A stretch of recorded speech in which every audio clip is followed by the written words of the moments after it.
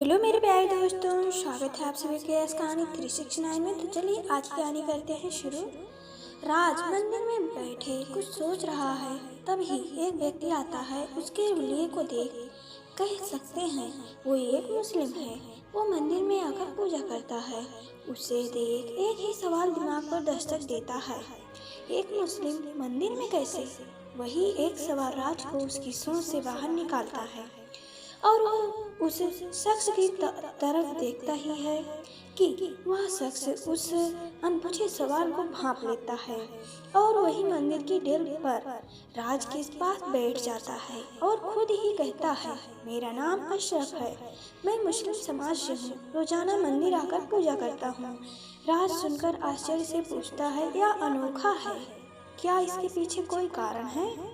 अशरफ मुस्कुराते हुए जवाब देता है, बरखुरदार, हम हर एक बड़े काम या बदलाव के पीछे वजह जरूर होती है। यहाँ भी है।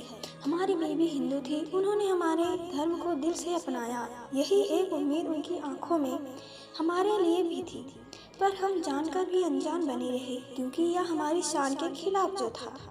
वो जीवन भर हमारे खातिर अपने भगवान से दूर रही और एक दिन वो हमसे दूर अपने भगवान के पास ही चली गई। उन्होंने हमें एक खत लिखा था जो उनके इंतकाल के बाद हमें मिला।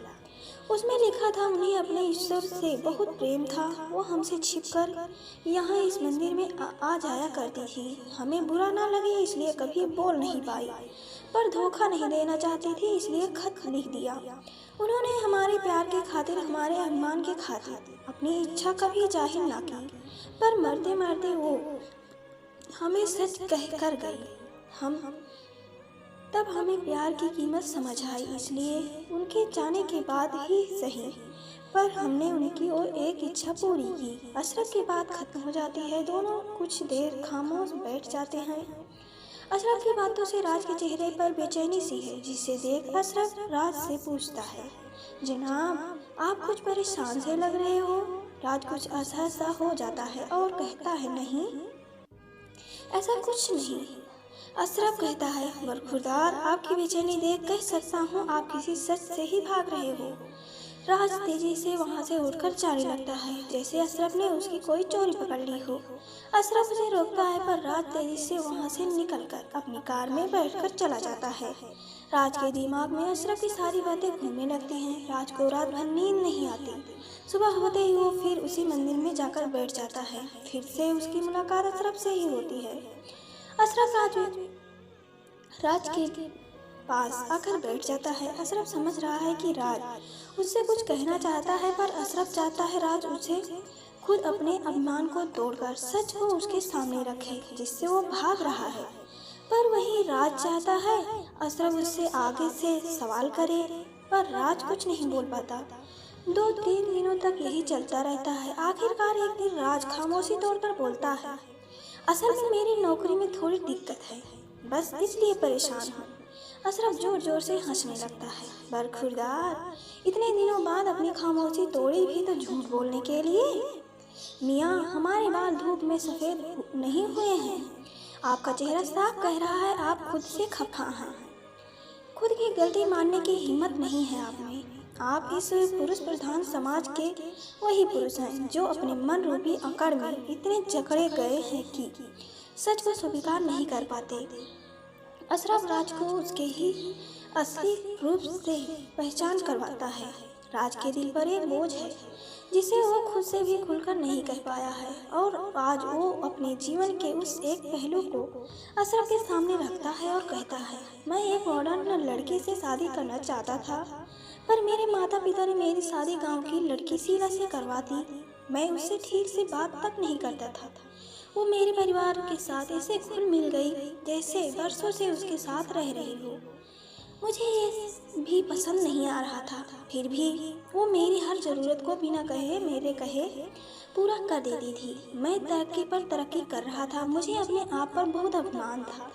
एक दिन नशे में धुत घर आकर मैंने शीला के साथ बदसलूकी की। मैंने कहा, तुम मेरी जिंदगी की सबसे बड़ी गलती हो। शर्म आती है मुझे जब तुम्हें पत्नी कहना पड़ता है। मैं बोलता ही गया। शीला के लिए यह सब नया नहीं था, पर मेरे माता पिता के लिए ये एक कड़वे घूंट के समान था। बिना मुझसे बात किए वो शीला को अपने साथ ले गए। मैंने ऐसे बिहेव किया जैसे मुझे काले पानी की सजा से मुक्ति मिल गई हो। जाते वक्त शीला ने मेरी मेज पर एक डायरी रख दी थी जिसमें मेरी सारी ज़रूरतों की लिस्ट थी। यह देखकर मुझे गुस्सा आ गया। क्या समझती है वो खुद को? मैं उस पर डिपेंड करता हूँ? फिर मैंने सोचा, क्यों चिढ़ रहा हूँ? वो तो थी ही कमाल, अब चली गई, मैं आज़ाद हूँ। ऐसा सोच मैं ऑफिस चला गया। ऑफिस में लंच ब्रेक में जैसे ही मैंने टिफिन खोला, मैंने उस महक को मिस किया जो रोजाना मेरे थके चेहरे पर मुस्कान बिखेर देती थी। एक पल के लिए मुझे एक अजीब सी कमी महसूस हुई, पर उस वक्त मुझे अपनी आज़ादी का गुमान ज़्यादा था। समय गुजर रहा था, मैं अपनी हर एक ज़रूरत के लिए डायरी पर डिपेंड करता था। कमी का कुछ एहसास तो था, पर मेरा ईगो मेरे सामने आ जाता और मैं फिर अपनी अकड़ में जीने लगता। मैं परेशान जब हो गया जब मेरा वर्किंग परफॉर्मेंस बिगड़ने लगा। हमेशा अपनी प्रोग्रेस के लिए खुद को सारा क्रेडिट देता था। मैं एक मानना ही नहीं चाहता था कि मेरी प्रोग्रेस में शीला का भी पूरा हाथ था।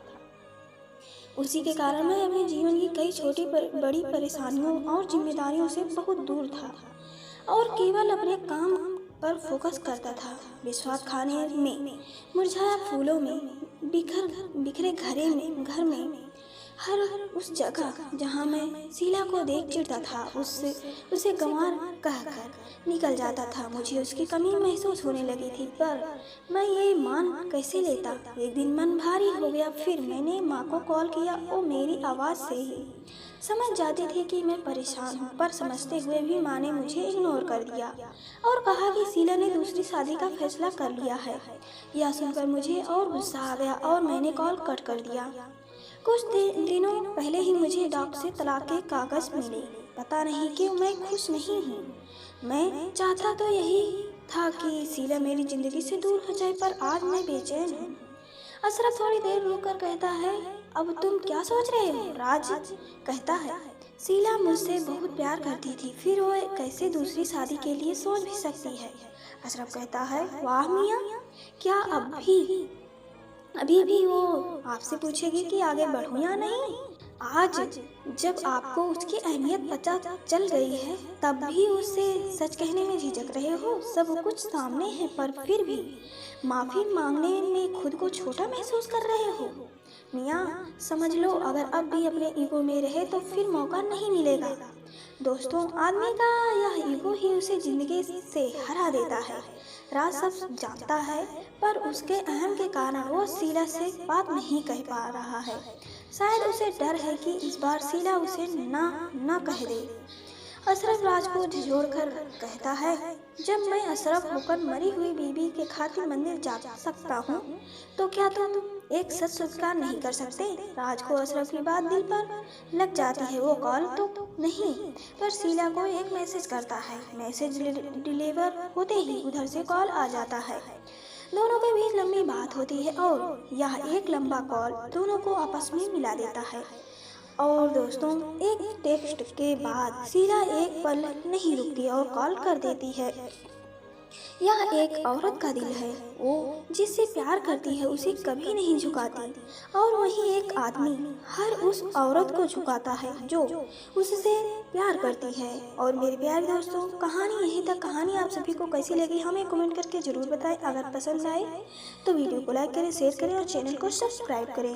और पूरी कहानी सुनने के लिए आप सभी का दिल से धन्यवाद।